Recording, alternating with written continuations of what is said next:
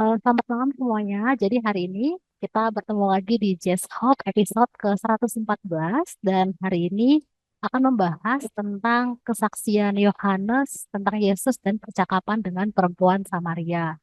Dan bersyukur juga ya bahwa Habemus Papam yaitu kita sudah punya paus yang baru dan baru saja resmi dilantik dalam misa inaugurasi dan kita doakan semoga Paus Leo yang ke-14 ini senantiasa diberkati oleh Tuhan. Amin. Dan sebelum kita memulai untuk sesi pada malam hari ini, berarti kita akan awali dengan doa pembuka.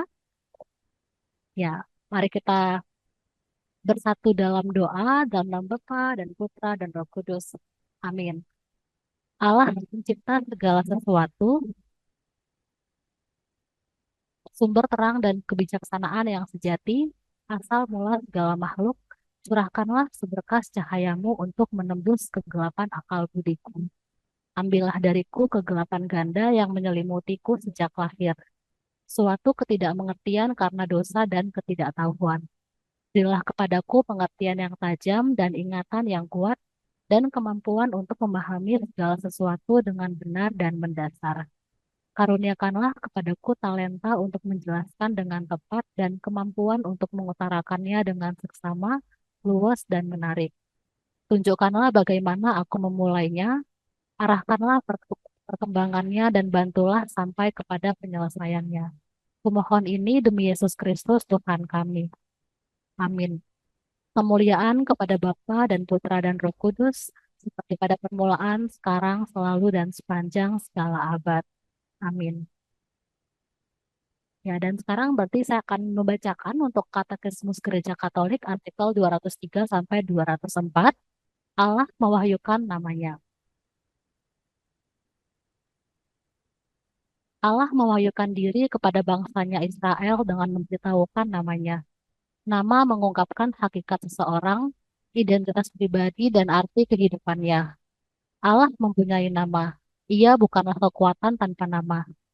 Menyatakan nama berarti memperkenalkan diri kepada orang lain.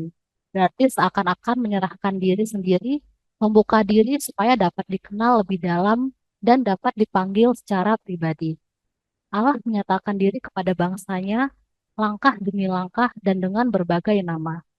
Namun wahyu pokok untuk perjanjian lama dan baru adalah wahyu nama Allah kepada Musa pada penampakan dalam semak duri bernyala sebelum keluar dari Mesir dan sebelum perjanjian Sinai.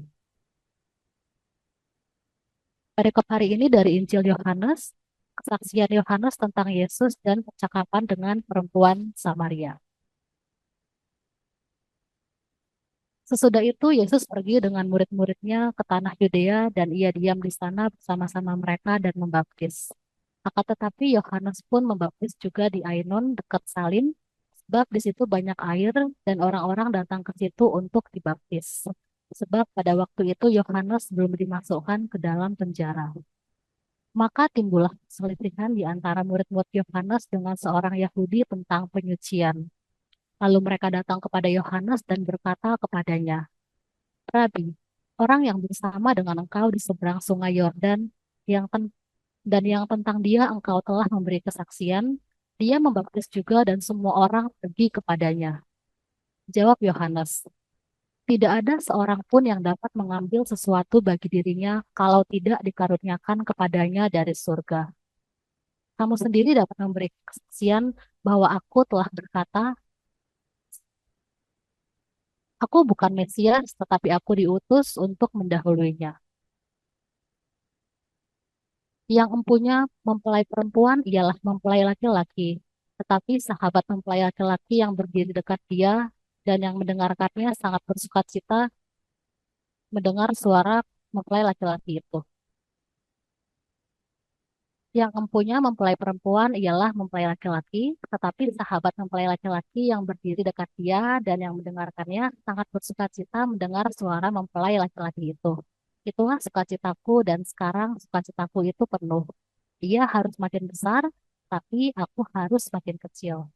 Siapa yang datang dari atas adalah di atas semuanya. Siapa yang berasal dari bumi, termasuk pada bumi, dan berkata-kata dalam bahasa bumi. Siapa yang datang dari surga adalah di atas semuanya. Ia memberi kesaksian tentang apa yang dilihatnya dan yang didengarnya, tapi tak seorang pun yang menerima kesaksiannya itu. Siapa yang menerima kesaksiannya itu, ia mengaku bahwa Allah adalah benar. Sebab siapa yang diutus Allah, dialah yang menyampaikan firman Allah, karena Allah mengaruniakan rohnya dengan tidak terbatas. Bapa mengasihani anak dan telah menyerahkan segala sesuatu kepadanya. Barang siapa percaya kepada anak, ia beroleh hidup yang kekal. Tetapi barang siapa tidak taat kepada Allah, ia akan melihat hidup, ia tidak akan melihat hidup, melainkan murka Allah tetap ada di atasnya. Ketika Tuhan Yesus mengetahui bahwa orang-orang Farisi itu telah mendengar bahwa ia memperoleh dan membaptis murid lebih banyak daripada Yohanes, meskipun Yesus sendiri tidak membaptis, melainkan murid-muridnya, ia pun meninggalkan Yudea dan kembali lagi ke Galilea. Ia harus melintas daerah Samaria. Maka sampailah ia ke sebuah kota di Samaria yang bernama Sikar, dekat tanah yang diberikan Yakub dahulu kepada anaknya Yusuf. Di situ terdapat sumur Yakub. Yesus sangat letih oleh perjalanan. Karena itu ia duduk di pinggir sumur itu. Hari kira-kira pukul 12. Maka datanglah seorang perempuan Samaria hendak menimba air. Kata Yesus kepadanya, "Berilah aku minum." Sebab murid-muridnya telah pergi ke kota membeli makanan. Maka kata perempuan Samaria itu kepadanya, "Masakan engkau seorang Yahudi minta minum kepadaku seorang Samaria?" Sebab orang Yahudi tidak bergaul dengan orang Samaria. Jawab Yesus kepadanya, "Jikalau engkau tahu tentang karunia Allah dan siapakah dia yang berkata kepadamu, berilah aku minum. Niscaya engkau telah meminta kepadanya dan ia telah memberikan kepadamu air hidup."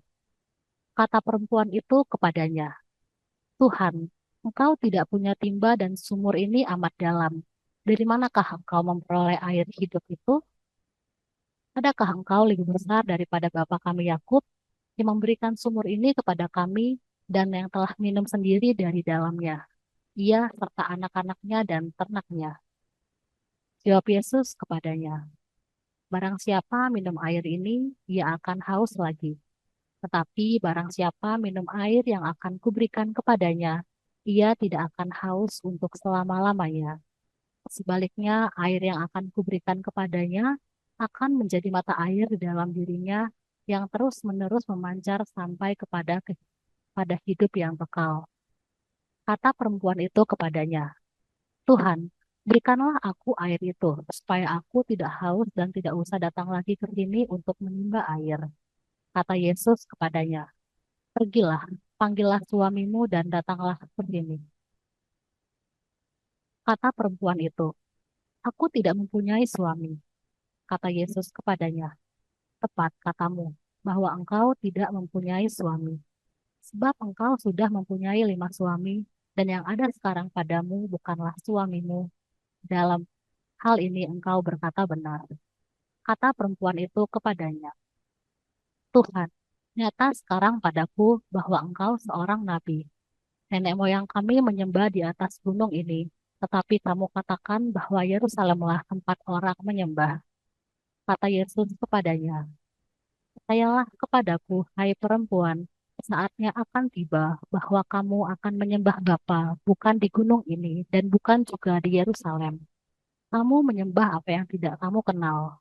Kami menyembah apa yang kami kenal, sebab keselamatan datang dari bangsa Yahudi. Tetapi akan datang dan sudah tiba sekarang bahwa penyembah-penyembah benar akan menyembah Bapa dalam roh, roh dan kebenaran, sebab Bapa menghendaki penyembah-penyembah demikian.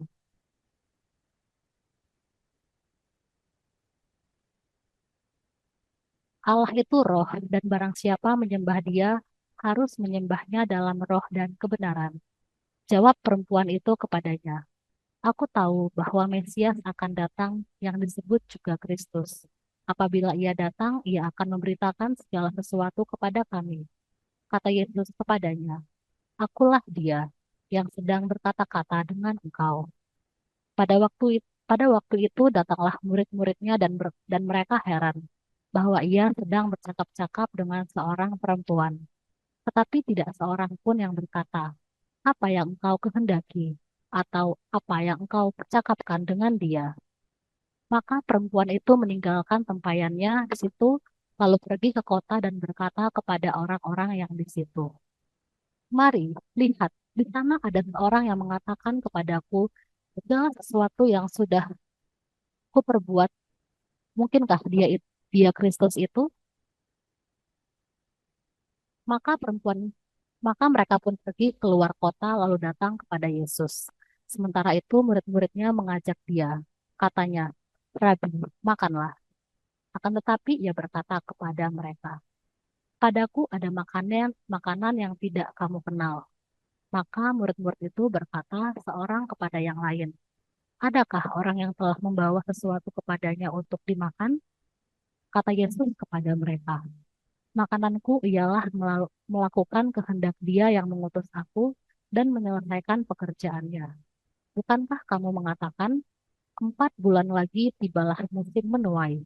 Tetapi aku berkata kepadamu, lihatlah kelilingmu dan pandanglah ladang-ladang yang sudah menguning dan matang untuk dituai. Sekarang juga penuai telah menerima upahnya dan ia mengumpulkan buah untuk hidup yang kekal, sehingga penabur dan penuai sama-sama bersuka cita." Sebab dalam hal ini benarlah peribahasa, yang seorang menabur dan yang lain menuai. Aku mengutus kamu untuk menuai apa yang tidak kamu usahakan. Orang-orang lain berusaha dan kamu datang memetik hasil usaha mereka. Dan banyak orang Samaria dari kota itu telah menjadi percaya kepadanya karena perkataan perempuan itu yang bersaksi. Ia mengatakan kepadaku segala sesuatu yang telah kuperbuat. Ketika orang-orang Samaria itu sampai kepada Yesus, mereka meminta kepadanya supaya ia tinggal pada mereka, dan ia pun tinggal di situ 2 hari lamanya. Dan lebih banyak lagi orang yang menjadi percaya karena perkataannya. Dan mereka berkata kepada perempuan itu, "Kami percaya, tetapi bukan lagi karena apa yang kau katakan, sebab kami sendiri telah mendengar dia, dan kami tahu bahwa dialah benar-benar juru selamat dunia."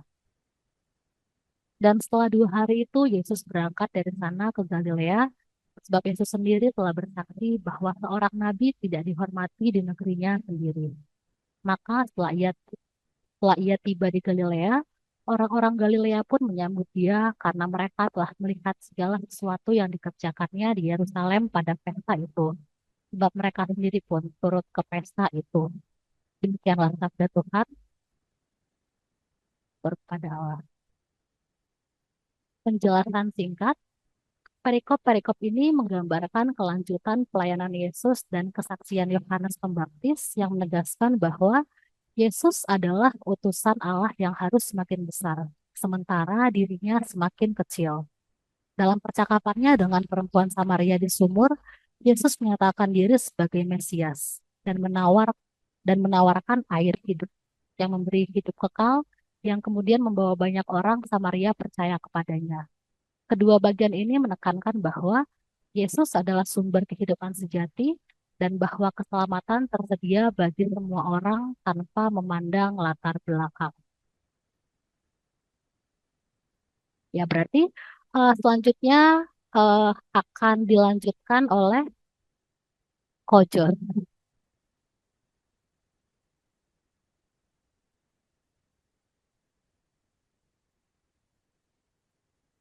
Oke, mungkin kita ini ya tunggu sedikit ya. Uh, Jos untuk hadir mungkin dua 2 atau 3 menit sebelum Jos hadir ya. Oke. Eh, Mungkin apa ya? Ya mungkin sedikit sharing lah ya, sedikit sharing lah.